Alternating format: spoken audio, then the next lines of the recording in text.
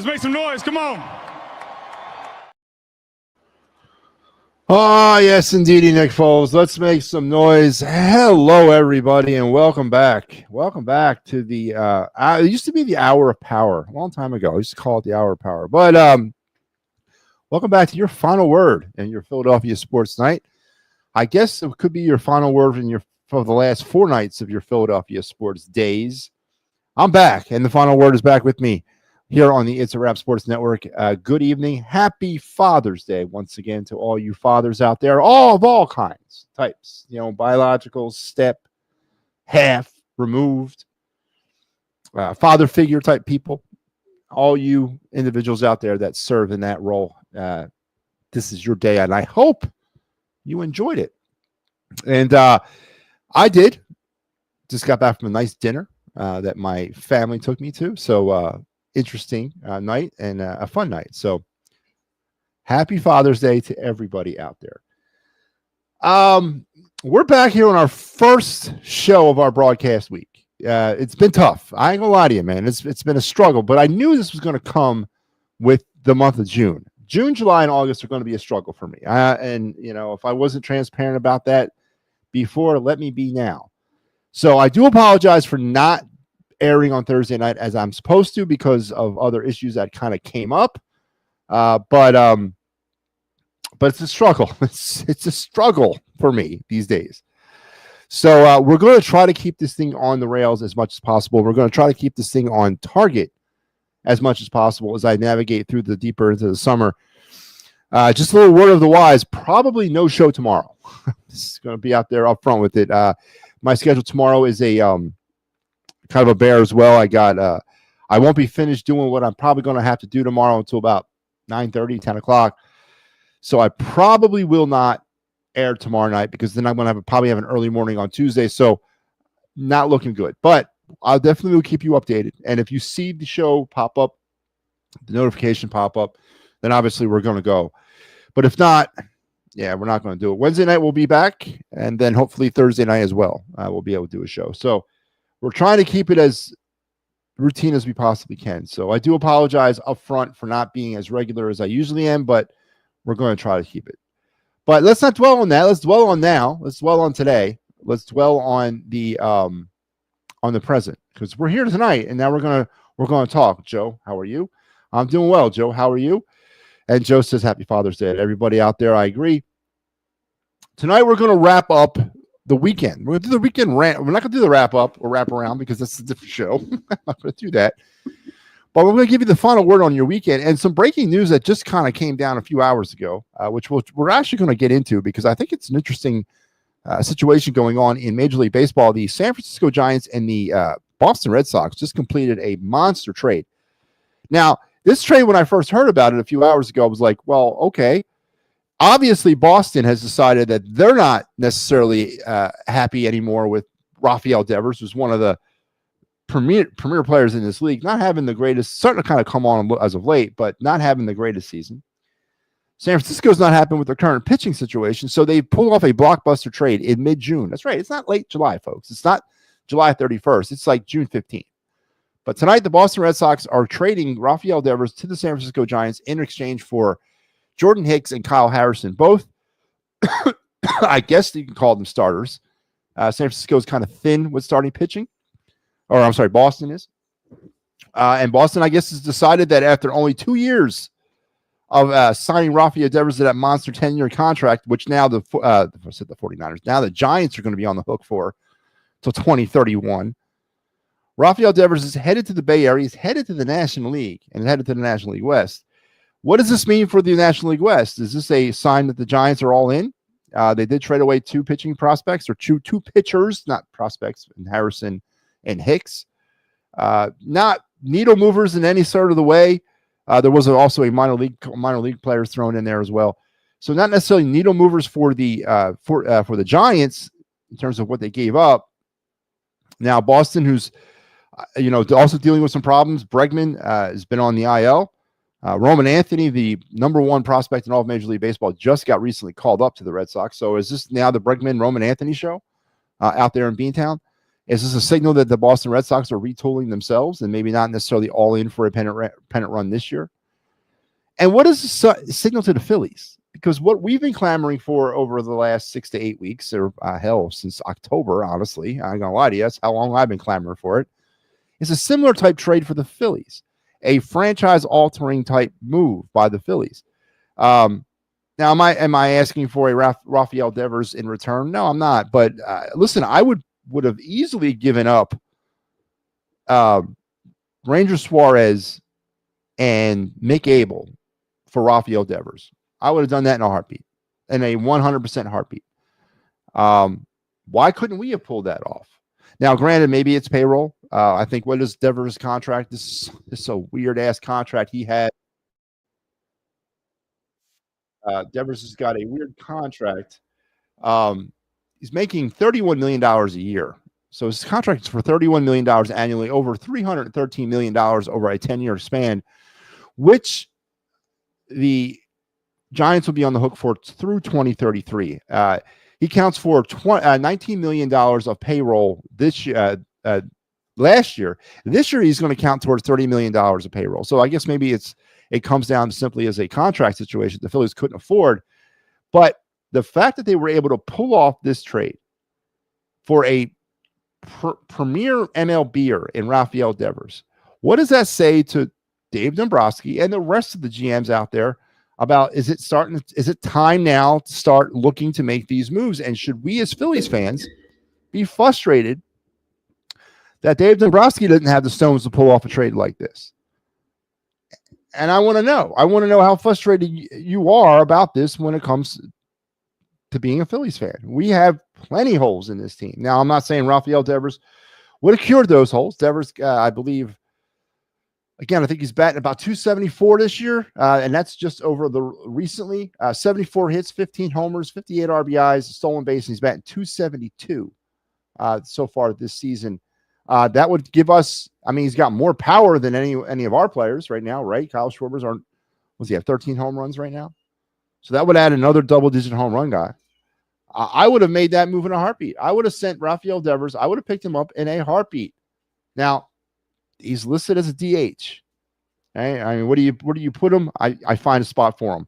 You find a spot for him on the team. But interesting move today by the Giants. Keep on wanting to call them the 49ers. By the Giants trading for Rafael Devers from the Red Sox for a couple pitchers in Jordan Hicks and Kyle Harrison, as well as a few minor league players. So, well, that's going to be on the table tonight. And, of course, our night in Philadelphia sports history, our of the night segment, and our card review also will be there. But our main topics tonight got to be the Phillies, right? We're going to kind of circle back to the Phillies. I had the privilege of getting back on the Titans final for the first time in it seemed like a year today. And I also had the privilege of being the conveyor of a series sweep against the Toronto Blue Jays, up in the Phillies record now, I believe up to, was it 41-29 or what are they? Yeah, 42-29. 71 games so far completed. The record for the month of June is now creeping closer to 500. They're now 6-7 for the month of June. So now they're nursing a 5-game or 4-game winning streak. They're going to head on down to Miami tomorrow, start a 4-game series. But is everybody back? I mean, is the train back on the tracks? Is all forgiven? Is this 6th cycle of abuse that we go through as Phillies fans, once again, continuing another arc? Again, Rafael Devers, major trade, major move made tonight by the Giants, 49ers, Dodgers, the Giants, and the Red Sox. But yeah, here we sit in Philadelphia with the same thing, the same problems, the same peaks, the same valleys, the same players, the same failures, the same successes. How frustrated are you with the current situation with the Phillies and when it pertains to, the trade that's happening around, and is the series sweep over the Blue Jays and the 2 out of 3 for the series sweep out of the Blue Jays and the 2 out of 3 from the Cubs, is that enough for you? Are you back in? Is all forgiven? Is all forgiven when it comes to this team? So that's definitely going to be on the table tonight, and whatever else, honestly, that you want to bring up. will be on the table as we get through this and start our weekend off or our broadcast week off in 20 or in this mid-June midweek. I'm tired. Would I take James Duran? Damn, who's he playing? Who's James Duran play for?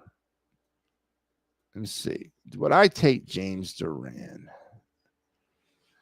Numbers, plays for Boston, huh? Left fielder, 307 at bats, 38 runs, 81 hits, 5 homers. Is batting 264. He's got an OPS 736. Yeah, I would take him. I would definitely take him. But I don't know if Boston's going to part from them. They just traded Devers. So I don't know. Would I take James Duran? Kind of has a little bit of Nick Castellanos feel to him, doesn't he? Doesn't he, Joe Hale? I don't know. Would I take James Duran? And honestly, the question about what is it going to take to fix this team and who does people want in order to do that, I don't honestly have an answer for you right now, because there's some players out there that obviously you want to pull that you'd want to have a shot at, right? But the Phillies, maybe it's not so cut and dry, because we're talking about getting rid of some prospects. Nobody's taking our major league talent, or are they? Rafael Devers, 10-year contract, $313 million. Just a year and a half into that deal, he's sent to the Giants in June. So why is it so hard to wrap your head around somebody taking Bryce Harper off our hands? Why is it so hard for you to wrap your head around that? And he's the biggest contract we currently have. Or Trey Turner, pulling the trigger on a deal that sends Trey Turner out of here. I mean, Devers has got a huge contract over the next 2032. He's on the hook now with the Giants. Now, I'm not putting Devers and Harper, and I'm not putting Devers and Turner in the same category. I'm not, but they're up there, kind of in the same atmosphere. Boston just pulled off a major trade, got out from under some major salary. It's being done, and there's a proof out there that it can be done. Are the Phillies, or should the Phillies be next in line, and why didn't we pull off a deal like this? This current situation with the Phillies has not worked since basically ever, right? Boston obviously is less patient than we are. Now, Devers has been up and down all season. There's been some issues in Boston. I get all that. Maybe he wasn't happy there anymore. Maybe he wasn't happy with the team's commitment to winning. They brought in Bregman in the offseason. That's that damn good compliment. They got Roman Anthony, who's, again, the number one prospect in all of Major League Baseball, who's now with them. I mean, was he not in on the commitment? Did he not feel there was a commitment to win? And now he's gone. But why should the Phillies be excluded from something like this? And why shouldn't we expect Dave Dombrowski to bang the drum about maybe moving on someone from our dead weight? That's going to be on the table tonight. And then we'll also talk about the Phillies as well. Big time win today, big time series win, sweepage of the Blue Jays, 2 out of 3 from the Cubs. Now on the way to Miami. Is all well? Is all back on track? Or are you back in on the World Series or bust mentality of this baseball team? So all of those things are definitely on the table as we'll get through it here on the Final Word with MattyB. And before we start, I got to, of course, plug the network. The It's a Wrap Sports Network, purveyors of such a quality program, of course, as of this, the Final Word with MattyB, every Sunday through Thursday, tentatively now. I got to put that out, tentatively, because I'm up and down right now. But Sunday, Thursday from at 10 p.m. Also, you're on Thursdays at 9, the Attacking Third for all you soccer heads. Starting here momentarily in the next couple months, which is a great thing. The Birds Blast with Kyle Quinn, the quintessential and Eagle pregame show entertainment, will return to It's a Wrap Sports Network for season 6, along with the Birds Flyby, which is our postgame show. So we're definitely getting ready to get some Eagle stuff happening. Every Friday at 10:30, you got Papinard and the wraparound, and every single Sunday at 9 a.m. it is the It is the PNM and the AM program. They were on the air today, minus Michael Aro, which again I still don't know why he wasn't there. Somebody tell me why Michael Aro was absent from the PNM and the AM today. So, and then we have some other things going on, seasonable stuff. Flyers, we are going to come back with and God, I don't want to have time for this, but we're going to do a season and a review show for the Flyers on the Clear the Ice, and then start talking some NHL draft June 28th through the 29th in Los Angeles. We're going to be having NHL coverage for the first round this year, like we did last year on another network that I was on. So we're going to do some first round coverage of the NHL draft, as well as some first round coverage of the MLB draft later in July. So, and some great other shows that are in the works. Things are calm before the storm, man. We're gearing up for what September is going to look like, because I guarantee you it's going to be crazy around here. So that's great. That's awesome. So continue to like, share, and subscribe on this network. Please help us out. We definitely need it. And we'll try to be there and be bigger and better, better, and better than ever. Ricky is watching. Ricky Deal, how are you, my man? Calling in tonight. I don't know, man. I'm thinking about it. I got a lot to talk about. Yes, are the phone lines going? They might be, Joe. I'm still thinking about it. The Red Sox traded Rafael Devers to the Giants for prospects. They're not really prospects, though. Kyle Harrison, which is one of the players in the deal, in his career, has he's got some Major League Baseball logged underneath of him. What was it? In 2023, he started. Where is it here? So 2024, last year he started 24 games for the Giants. 24. He started 4 games for them so far this year. I think he's been kind of in and out of the rotation. 2023 he started 7 games. So I wouldn't call him a prospect. 24 game starter is not a prospect. Jordan Hicks, kind of in the same boat. Started 20 games for the Giants last year. Started so far 9 games so far this year. So I wouldn't call him a prospect either. I mean, these are guys that are being called upon to be regular contributors. And I liken them to the likes of Ranger Suarez and potentially Mick Abel, right? Ranger Suarez or even Chris Sanchez. I don't know. I don't know if I'd trade both of them. But the point of this trade is, what does this say about our general manager? What does this say about the state of our baseball team? There's a major trade that went down in June 15th, not at the trade deadline, but a major franchise-altering move that the Phillies, the asking price for a perennial MLB player in Rafael Devers, granted the money might have been something to do with it too. Somebody had to take on that money, and it's ungodly. He's accounting for $31 million of their payroll as of right now. He's on the hook with the Giants now through 2032. But the deal was worked out, and the deal was made, and it was one of those contracts that you look at kind of on the surface and be like, it's unmovable. It's quite a bit like you look at Bryce Harper's contract. It's unmovable. But the Giants and Red Sox were able to pull off a trade to benefit both teams. The Giants are probably all in. Now, I don't know if they have deep enough starting pitching out there. That might be their undoing. But offensively, they're trying to go all in and compete against the Dodgers.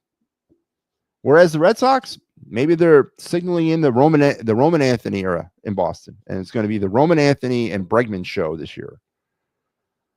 I mean, I could care less about what the Red Sox do, honestly. I really don't care, but or the Giants, honestly. But what ramifications does this have when, as a Phillies fan, when you see a trade like this between two teams that are desperately trying to rework their organizations or rework their or make changes, and they actually make the freaking changes, and we're thinking and dunking about calling up prospects and signing Lucas Sims. What does that say about the Phillies and how frustrated this fan base is about the lack of any kind of movement that Dave Dombrowski is going to try to do to fix this problem here? The Giants picked up Devers' huge long-term contract. He's only 20. Yeah, I got it. But Jesus Christ, $30-some-odd million worth of payroll this year. He's going to suck up. And then he's on the hook for the next, 2032? I mean, this is not an expiring contract. This is a player who just started a 10-year deal. I know what happened many years ago on this day in Philly. So we're going to get into that here in a second, Joe. I promise you there. Devers' stats. Yep, I went over all that, and he's kind of gotten off to a slow start, but he's cooking now a little bit. He's starting to turn it on. Obviously, is this a trade that you would have wanted? Would you have given up Ranger Suarez, Mick Abel, another prospect, maybe a lesser guy, like a Griff McGarry, for Rafael Devers. I would have done it. Was it on the table for the Phillies? Was Dombrowski involved in the contract, in the trade? What does this say about Dave Dombrowski's goddamn loyalty to this mess that's here, that he's not willing to alter the face of this franchise? And for all you people out there, and I've heard it, and I've said it. Oh, you can't make a trade. You can't make a trade like that in June 15th. No one's gonna get on the books for that. Nobody's going to make a deal like that in June 15th. Well, guess what? It's June 15th, and a major trade just went down. Does that put Dombrowski on the clock? Does that make him now the next in the chute to try to alter the franchise of this franchise? I'm just saying, man, it's frustrating when you look at it. So, but anyway, we're going to get into that. I'm off the tilt. So we kind of plugged all the shows. Let's get into now our show. Let's get it officially started. Let's strap it in, strap it on, strap it up. Keep your heads, hands, and feet inside the car at all times, and let us go. Your day in Philadelphia sports history. I know Joe said he had one, but I'm going to give you mine. In Bala Cynwyd native Ben Shibe. That's right, part owner of the Athletics and the namesake of Shibe Park here in Philadelphia, or when it was in Philadelphia, received a U.S. patent on this date for his cork center baseball. That's right. Spalding was the first company to manufacture the ball, which remains with few alterations in the game today. So today, back in 1909, and yes, no, I wasn't at the factory. I didn't hold the first cork baseball, or cork center, I should say cork, but cork center baseball. But on this day, back in 1909, Ben Shibe, the part owner of the Athletics and the namesake of Shibe Park, invented essentially the modern baseball. So, wow, that's got far-reaching ramifications well deep past Philadelphia. So there's also another nugget of information on this day, and I can throw it out there. So you got Ben Shibe inventing the modern baseball on this day in 1909. And you also, back in 2001, on this day, Sixers were knocked out of the NBA Finals by the Lakers in Game 5, ending, which was probably, and unfortunately at the time, not known, but the greatest era of Sixer basketball since the 80s ended on that night, or the greatest season of Sixer basketball since the 80s or 90s, ended on this night back in 2001. So there you go. I gave you a twofer. I gave you the Ben Shibe inventing the modern baseball and the Sixers getting bounced out of the NBA Finals back on this date in 01. So there you go, man. Never say that I am not multifaceted. Michael Papernick says, yeah, I would have done that. I would have too, man. And again, when I heard about this trade, I was at dinner and I came over my phone. I was like, are you kidding me? This is huge, man. This is a huge trade for not only the Giants and the Red Sox, Major League Baseball, but the Phillies. And does this make you more frustrated about the state of our baseball team right now, that we're not able to make any changes? And does this tell you that it's because Dombrowski doesn't want to make the changes? Because now we've seen a major move get done in June 15th, which was taboo. We're not going to trade. No one's going to trade major players in June 15th. No one's going to do that. Well, that just ended tonight. And what is next for the Phillies? Denver has an opt-out deal. Now, I looked at that. It's a player opt-out? I didn't see that. I've read through his contract. Well, not his contract, but I read through a little bit of what the deal is, and there was no opt-out clause there. I didn't see that, Joe. Wow, no mention of Jim. But today was a Jim Bunning perfect game. Are you sure? I would have known that. So Joe House saying that Jim Bunning had a pitched a perfect game on this day back in what year? Jim Bunning perfect game. Let me research that. Jim Bunning perfect game, June 15th. June 21st, he threw a perfect game. Let me see. Oh, yeah, it's his Father's Day. Jim Bunning. June 21st, Jim Bunning. Yeah, this is 21st. I see June 21st. I don't see June 15th. I see June 14th. June 14th, he threw a perfect game. Today's 15th. I wasn't on the air yesterday. I see June 21st and June 14th. I don't see June 15th. So, but definitely notable. Honorable mention there with Jim Bunny. Can we do a Sixers lineup? Not on your life. To hell with that. Ricky, and you probably don't know this about me. I used to be a huge basketball guy. I loved it. Loved every aspect of it. Loved the NBA. Loved the NCAA. I loved it all. Played it all throughout my life growing up and all that. I am completely out on the NBA, and I've been for a long, long time. And obviously, with the situation with the Sixers and how that thing is just kind of just disgusting, I will not pay attention. I am on a self-imposed Sixer gag order until certain conditions are met, and those conditions are as follows. They scrapped the plans for a new arena. Or they build a new arena, but in the sports complex, which they apparently have done that. So one of those demands has been met. They fired Daryl Morey, which they have not, and they trade Joel Embiid, which they have not done that as well. So until those three demands are met, I am completely 100% out on the Sixers. Now, I'm not saying I won't talk about them. If it's mentioned, I will. I think we're going to do a Sixers postgame show here on the network, which I will have absolutely nothing to do with. Nothing. So we will cover that. But as far as my personal view on the Sixers in the NBA, I am completely 100% out until they meet all three of the demands that I've listed. They build their new arena in the sports complex, which they have agreed to do, fire Daryl Morey, and they trade Joel Embiid. So I hope that's not too harsh, Ricky, but it's just I'm at that point with this. You want to talk about a franchise that's a dumpster fire, boy. Whew. I hope the Phillies don't trade for Nolan Arenado. Well, I mean, good God, why not now? And again, the asking price. You're talking about Rafael Devers, man, a premier name. His rookie card is worth. I think we did his rookie card not too long ago. His 2018 tops. What did I say, about $35 as a base card? A premier name in this league was traded for two. I'm not going to use journeyman pitchers. They're not journeymen.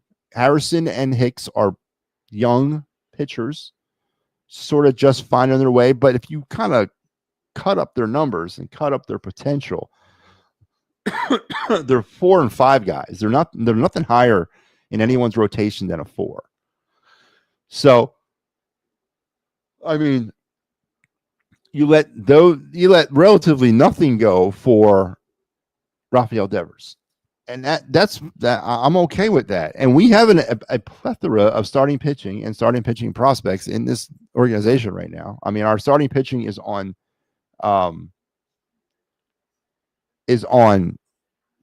display every day. We couldn't have pulled off this trade for a Ranger Suarez and a Mick Abel, or a Ranger Suarez and maybe a Taijuan Walker. I'm stretching the realms of reality there, but you know what I mean? We have the assets there. We could have made that move. I would have made that move in a heartbeat. Ranger Suarez is better than both Jordan Hicks and Kyle Harrison. I don't know, man. Starts making you wonder a little bit. Otto Kemp deserves to stay in the majors. Joe Hale says that Otto Kemp deserves to stay in the majors. Joe, I you know what? I agree with you, man. For now, right? But I said this on the post-game show. What is your expectations for Otto Kemp? Are we talking Cody Clemens 2.0, Buddy Kennedy 2.0, or are you expecting Otto Kemp to be a major leaguer? Not a tweener, not a fringe guy, not a call-up guy, yo-yo, whatever you want to call him. I think we should expect to have a full-time major leaguer, and I don't know if Otto Kemp is that. And maybe he is, and maybe if not here, somewhere else. There you go. Could you have swung a trade for an Otto Kemp involving Otto Kemp? I'm just this thing's got me all like confused. It's got me frustrated even more, because what we're watching here in this city, and again, they took 2 out of 3 from the Cubs. They swept the Blue Jays. Great bunch of games. Great couple series. But this is not a finished product by any stretch of the word. And we're watching a major trade go down, and yet our GM, our president of baseball operations, sits on his hands.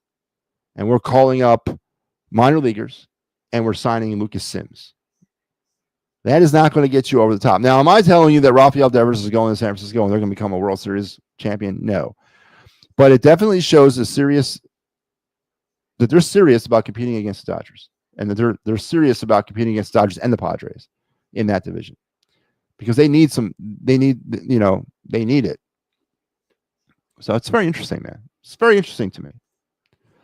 Arenado stats 243 and homers. Again, this stat line looks a lot like any. I mean, if you took Nolan Arenado's name out of there and you threw that name, fill in the blank on the Phillies, who that stat line belongs to, is about 5 or 6 players could fit into that mold. Now, I don't want that type of player.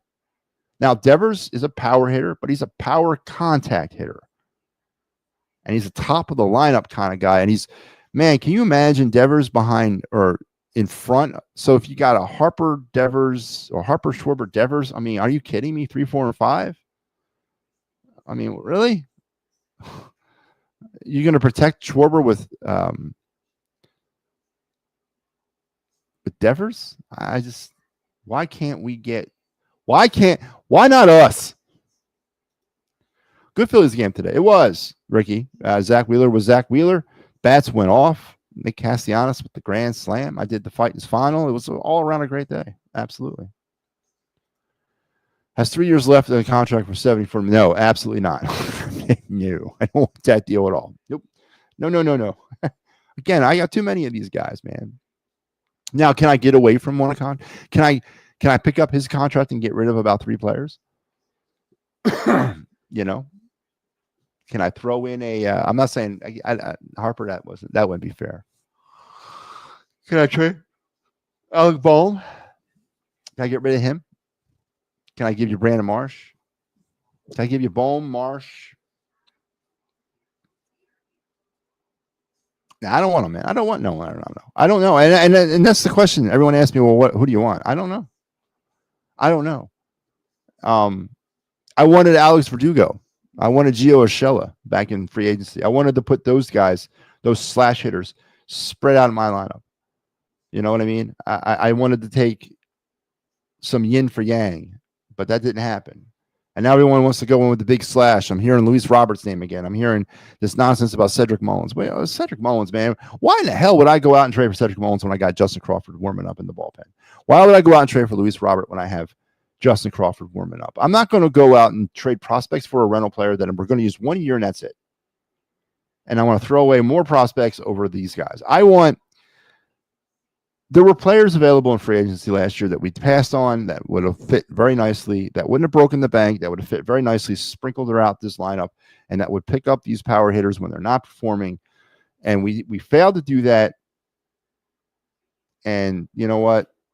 Now here we are. But listen, today's trade with the Dodgers and the Giants gives me hope. It gives me hope that maybe we can start making some moves. I can see the Bohm trade to the Mariners, rumors heating up. For who? Jay Buhner. Are we going to trade him for Jay Buhner? Tito Martinez Jr., Felix Hernandez, Randy Johnson, J.P. Crawford. Are we going to bring him back? Let's get J.P. Crawford back. Cedric Mullins and Luis Robert. Hell no, I agree. We need a whole new Phillies team. Ricky, I don't think we do. I said this today on the show because we had some new people chiming in today, which was great. But some guy was saying about how, I don't know if he was trolling me or just trying to get under my skin. Either way, he did it. But telling me that the Phillies were World Series bound, blah, blah, blah. They're not. And I went on a little tirade about that we do have some good pieces here. We just don't have a complete piece. I'm not saying you need a whole team. They've invested way too much money in that concept right now. But they just needed some complementary players, which they did not go out and get. Max Kepler is a complementary player. That fits nicely, but he was the only one you went and got. That was not going to help out because when you only bring in one of the type of complementary players, and they stop being complementary and they become focal because there's not more than just them. We need a whole new group of complementary players, right? The high priced guys, fine. But we need to get rid of the complimentary guys. The Alec Bohm's not working. The Bryson Stott's not working. Max Kepler's not working. We need to get rid of those guys and bring in a whole other group of those guys in order to fix this team, in my opinion. So to tell me that we need a whole new team, I disagree. But, I just wish they would have done more in the offseason, man. I really do. Because now we're kind of suffering for it. Would you trade Taylor Ward? Would I trade for Taylor Ward or would I trade Taylor? Who's Taylor Ward? You guys are throwing names at me, man. I don't even know who these people are. Taylor Ward.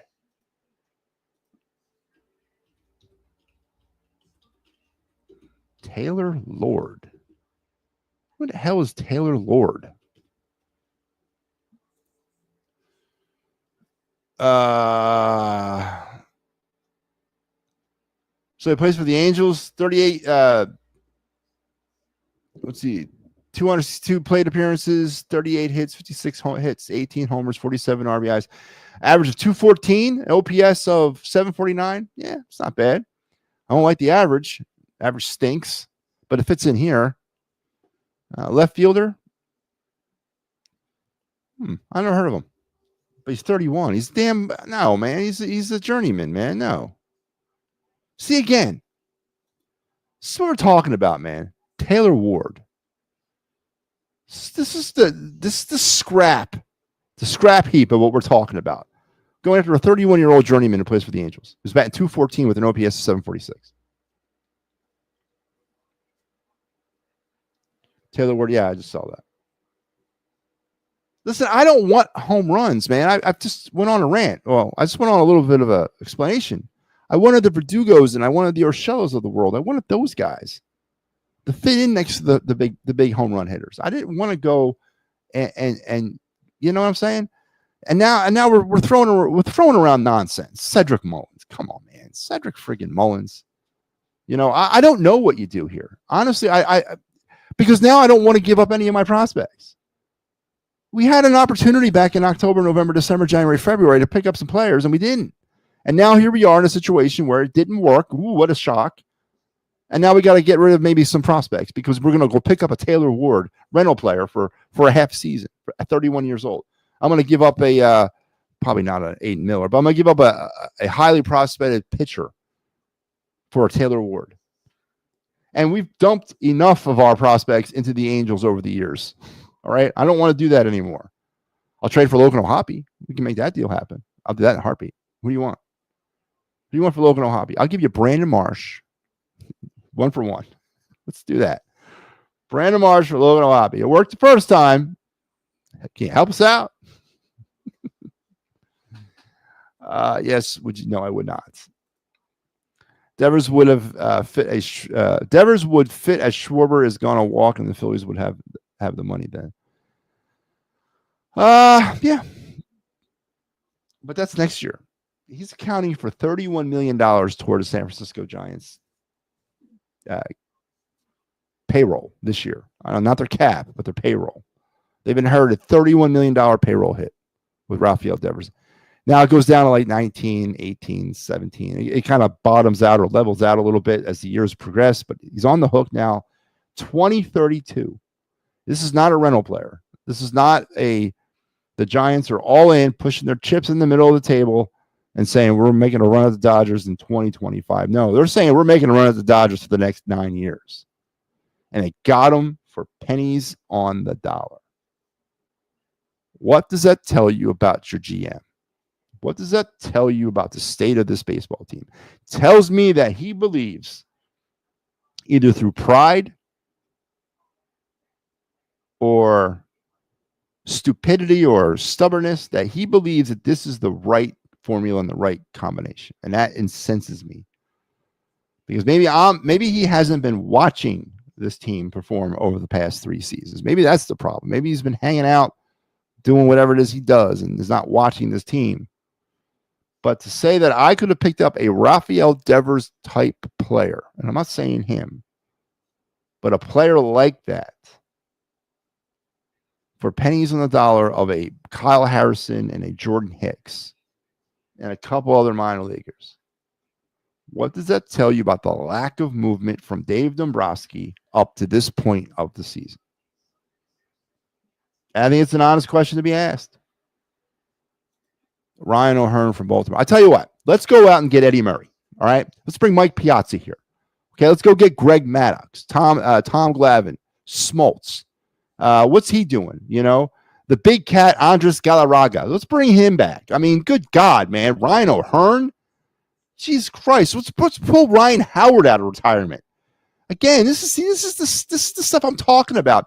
We're kicking the tires on these scrubby, beyond the prime players to try to plug a hole. And what those players are going to cost is the future, a future player, a future prospect that could or could not work out. But why are we doing that? Why couldn't we have just signed players in the offseason? Wouldn't have cost any prospects.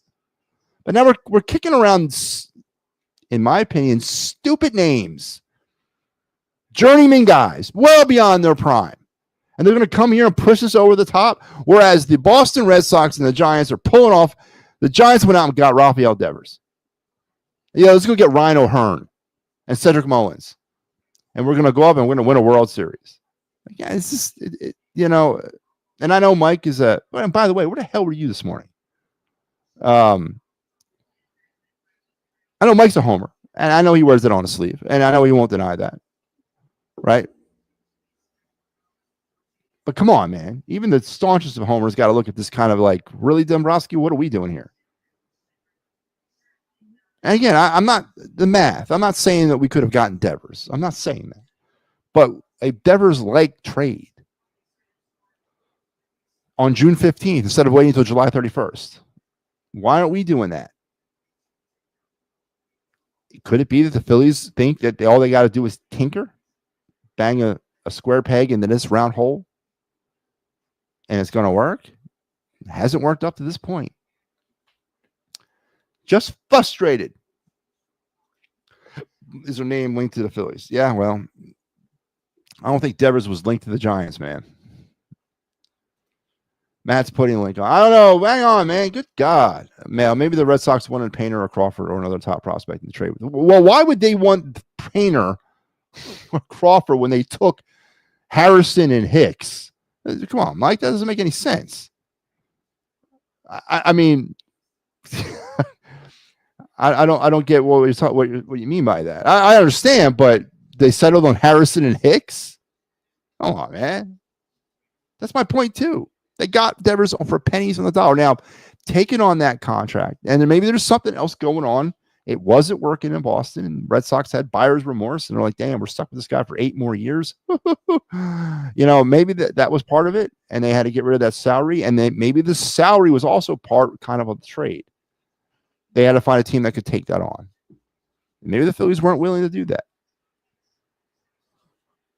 Or couldn't. I don't know, man. But it just gets me thinking about what the Phillies might or might not be doing. Overslept this morning. Yeah, I'm cool. I'm kidding, man. It's all good. Painter had you, so I didn't see it. I'm going to go back and watch it probably tonight, but I did not see it. Maybe Dombrowski didn't want to pick up that. And again, that could have been that could have been part of it. Boy. Now you pick up Devers, though, as you mentioned. You let Schwarber walk. You let JT walk. I mean, does things kind of shape around Devers next season? Could you afford Devers without Schwarber and JT on this team? I think you could. But what do you do in the offseason? Like, how much more wiggle room would you have? I don't know, man, because I look at Kyle Harrison and I look at Jordan Hicks and I look at Ranger Suarez, and I think Suarez is a better pitcher than both of them. Now, Suarez is going to be a free agent at the end of the year. What's going on there?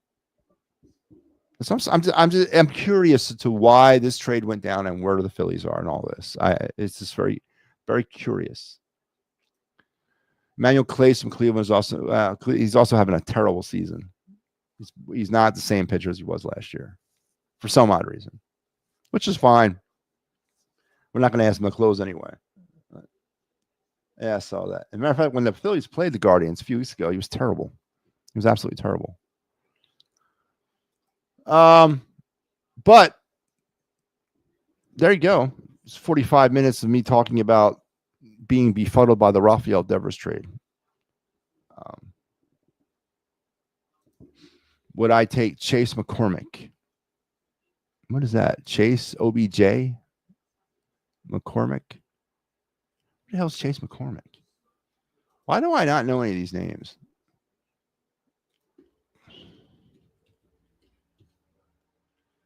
You got me looking him up now, too. Chase McCormick. From Houston?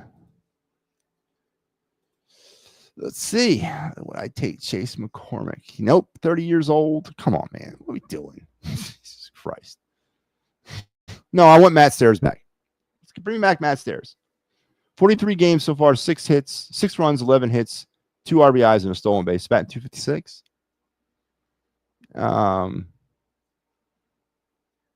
He's played in 36 games, 43 at bats. Yeah, I don't know. Journeyman guy, man. It's journeyman guy. Was it because he's from Millersville? Or from Westchester? I'm sorry, Westchester. He's looking at another Buddy Kennedy type player. You guys are like blast of the past names, man. Yeah, from Houston. Stephen Quinn, 27. They're not going to let him go. There's no way they're going to let him go. They'll let him go for an Aiden Miller, or they'll let him go for a Justin Crawford. It's not that'll be tough to get rid of. Cleveland's not going to give him up for nothing. Absolutely nothing. There's no way that we're going to have to pay through the nose for him. And I don't know if I want to do that. But apparently I can get Rafael Devers for a 4 and a 5. Or San Francisco can. So just very interesting. Very, very interesting. Listen, we are not going to do the phone lines tonight because we're getting deep into the show. But we will do the phone lines when I come back later in the week. I promise. I did the phone lines the last couple of nights and we only got like one person. So, but we will do the phone lines later in the week. I promise. But I just I'm 48 minutes in. We kind of went through my rant, so we're gonna transition into the rest of the show. But I will have the phone lines open. Ricky, I'm sorry, we will open them up either tomorrow or Tuesday. I promise. Cross my heart and hope to die, and stick a needle in my eye. But yes, I do promise we will have them. I will have them for you. But we are going to have to get into our of the night part of the show. Let's pull this up here. Where are we with that? Yeah, okay, let's do that. So let's go into our of the night segment here on the program.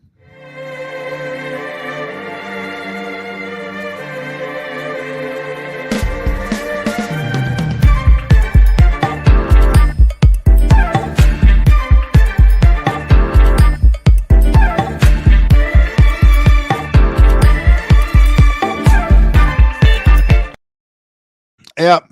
So the night, and as I mentioned at the top of the program, we are getting close. It's draft season. NBA or NHL draft is on the end of the month. MLB draft is at the middle of the All-Star break. That's how they do it now. But we're getting there, man. And last week I started doing a thing on the program about what player the Phillies should start targeting. And I believe the first player we talked about was Luke Stevenson, the catcher out of North Carolina. I think that he is the top-rated catcher in this year's draft, and I think at 26 he might be available. And then this organization right now has a despicable problem at catcher. We don't have nothing in the system right now, with the exception of Waro Tait, who's down there in Clearwater. But we are painfully thin at catching, and I think Luke Stevenson will be available at 26 for the Phillies if that's where they end up drafting at. But tonight we're going to go into the Phillies and talk some prospects, and then we're going to talk about catcher actually, which and it was funny because we actually profiled this catcher on the Down the Phillies Farm segment earlier today, and he's sort of fallen out of favor. So last year his stock was rising, but for some odd reason, I don't know how he ended up back down in Clearwater, but he's with the low A Thrashers right now. And that is Mr. Lo and Behold, or the one and the only. You guys probably don't remember his name, but I'm about to introduce you to him. That's right, Caleb Ricketts. As you can see by the graphic here, I have the Fighting's Final. I have the Reading Fighting Phillies logo there because when I created this slide back in the late spring, he was still with Reading. That's where he finished last season, but now starts the season not in high A, but in low A, which I don't know how the hell he fell so far. But while Ricketts' numbers with Reading were disappointing, well, that's probably why he's not in Reading. He still checks off some boxes and has some traits the Phillies like. He's a left-handed hitting catcher, always a hot commodity, and he makes a lot of contact and gets on base at a solid clip. Hasn't impacted the ball consistently, though he's shown some ability to drive the ball to the pull side. He's a sneaky good athlete who runs well for a catcher. So, but again, finished the season with Reading and is now currently with Clearwater. I have, there's been no major injuries involved, but it shows you the painful thinness of the catching position within our organization. You got Ricketts, you got Tait, you got Jordan Disson, who's I believe in Reading, and you got another kid who's down in FCL with the rookie team. You got 4 viable catching prospects currently in the organization. A bunch of journeyman guys after that, and Garrett Stubbs. That's what we're rocking right now. So if there's a position of need on this baseball team or within this organization, it's got to be catcher. Caleb Ricketts was, I believe, a 2023 draft pick by the Phillies. And I think that, honestly, when you look at this year's draft and Luke Stevenson's ability to be the highest rated catcher in the draft, and catcher not necessarily being a position that's, it's not sexy, and most organizations are pretty stacked. I think there's a possibility that he makes it to 26 and the Phillies could pick him there. But tonight, once highly touted, and he's still about the 25th highest prospect in the organization, Caleb Ricketts. But just a glaring need of some depth. We need some people. we need some people. So there you go. There's the other night. Phillies prospect edition of the show. Caleb Ricketts, the catcher, currently in low A, which ask me how that happened. All right, let's go to my favorite part.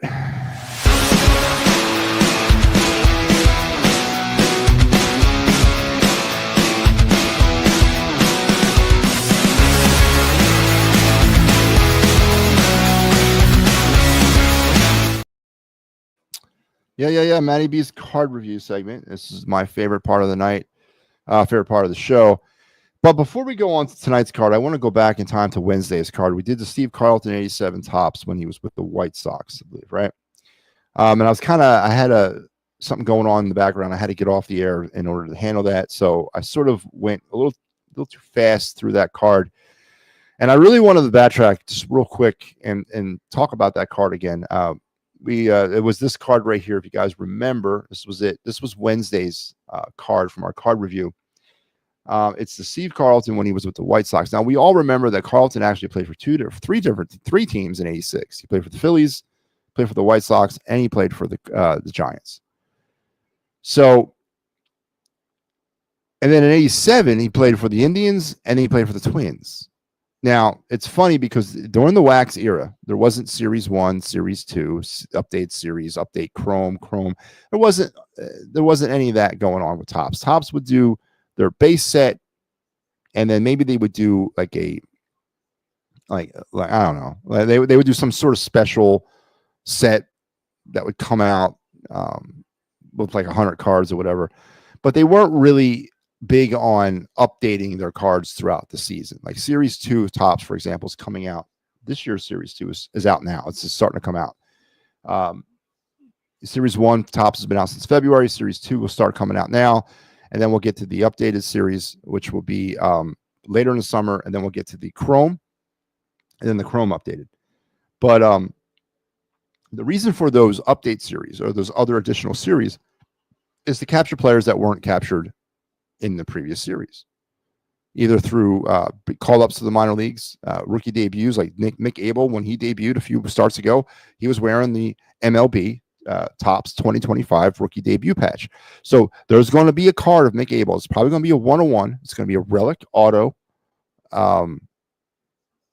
Chrome update card. It's not going to fetch $1.1 million like Paul Skeens did, but it's going to be a card. It's going to be out there later this season. You could probably get it. But back in '87, Topps wasn't doing that. But what Topps would do as the season would wear on and players got traded, and if it was early enough, they would reprint the card with the player's new team. And that's why Steve Carlton, if you look back, has 3 cards in the '87 Topps set. He's got his Phillies card. He's got this card. He's got his Giants card. He's got 4 cards. And he's got 5 cards. I was wrong. He's got 5 cards. He's the only player in Major League Baseball history ever have 5 cards in the same year. So he got his Phillies card, his White Sox card, his Indians card, his Giants card, and he's got a Twins card. Now the Twins card never actually was distributed. It never hit the shelves, but it's out there. It was printed. He's got this card with the Giants on the bottom. It's a funny anomaly to one of the greatest pitchers of all time, how his career ended up. He ended up with 5 baseball cards in one set because of his career ending the way it did. So I just wanted to go back a little bit on this. And this card, again, I think we talked about this card's like $3. It's not that expensive. I just wanted to kind of go back on that before we kind of go into some new business tonight. And that is tonight's card of the night. And a fun player indeed, a all-time Philly player in my eye. He's one of my favorite players ever to play here. Was an anchor for this rotation back in the early mid 90s into the late 90s and early part of the 2000s, and went on to have success in other venues. He's got memorabilia currently in the Hall of Fame, and I think the only thing keeping him out of the Hall of Fame right now is people's opinions of his politics, which I think is garbage. Not his politics, but that whole thing. And that's Mr. Curt Schilling, and this is his Dunross card from '91. This is his card when he was with the Orioles. This is not his rookie, by the way. His rookie card came out in '88 or in '89. I'm sorry. This is his '91 card. Of course, he was with the Orioles first. The Orioles drafted him. They developed him. He played for the Orioles, then went to the Astros before the Phillies picked him up later on when he was with the Astros. But this was his final year with the Baltimore Orioles, '91. A young Curt Schilling. Dunross, of course, is not what you would call one of the heavyweights in the card world. It's not. It stinks. It's garbage. This card is a real no-frills base card. And to tell you the truth, it's got terrible design. The whole '91 Dunross was with this kooky, like spray paint type graffiti stuff on the sides. I hated the borders of this of that year. They came out in, I think, three colors. There was the green border, the blue border, and I think a red border is what they did that year. But this is the green one. This card's worth $2 maybe, and then at its high value. But an all-time pitcher in his own right, all-time Philly. He's my 4th starting pitcher in my all-time Philly starting rotation. So I think it's a cool card because it's Curt Schilling wearing a Baltimore Orioles uniform. I also have one. I have one with him with the Astros, and of course I have a Phillies card. So I don't have any Diamondbacks or Red Sox cards of him, but there you go. Just a really fun card. I just really enjoy it. Curt Schilling rocking his Baltimore Orioles jersey when he was with the O's. And there you go, man. That's our card review segment. That's it, man. Our show is complete. We are one show into the broadcast week. Yes, the phone lines were not open tonight. They will be open when we come back. I'm not committing to tomorrow. Right now, it's up in the air. I want to try. All right. But if not, we'll be back definitely Tuesday night. So please stay tuned to all the great action here on the network. Tomorrow, we're back at this thing with the Phillies. Phillies will be in Miami. Here is your Fighting's final schedule for the week. Pat, Steve, Mike, and myself will be taking you through this week with the Fighting's final, and then all the other great programming here on the network. And just please continue to be patient with me. Thank you, Michael. I'm trying to burn the candle on 17 different ends. Sleep is becoming an option these days, not a requirement. But we're trying to work some things out. I'm not going to miss a beat. I'm going to keep it together. And I will get the phone lines as part of the show on a daily basis. The phone lines being open will be part of the show on a daily basis going forward, I promise. So be patient with me. How you doing, Joe? Thank you. I have 2 signed balls, Duke Snyder and Steve Carlton. Oh, you have Steve Carlton signed ball. So if you look over my right shoulder, that picture up there, the Steve Carlton on my wall, that's signed as well. Yeah, that's pretty cool. Digging that. All right, everybody. Listen, guys, have a great night. You guys have a great night. Have a pleasant evening. Starting to heat up again. I think he was talking about 90s by the weekend when the Mets come in. So that's gonna be fun. Big week in Philadelphia sports. Phillies continue, and we got the Mets coming in. So that's going to be an interesting weekend series. And what does the Rafael Devers trade signal to you? And again, I'm not saying Devers. I'm not saying, oh, it's the trade, but I'm saying what the trade means. Mid-June, franchise-altering move. Why aren't the Phillies in play to making some moves? And how frustrating is that for you to watch a trade like this go down and wonder, Dave Dombrowski, what are you doing? Just wondering. I think it's something to keep your mind on. We will talk again tomorrow, hopefully. If not, I'll see you on Tuesday, but I will be back. You guys have a great rest of your night, and I will talk to you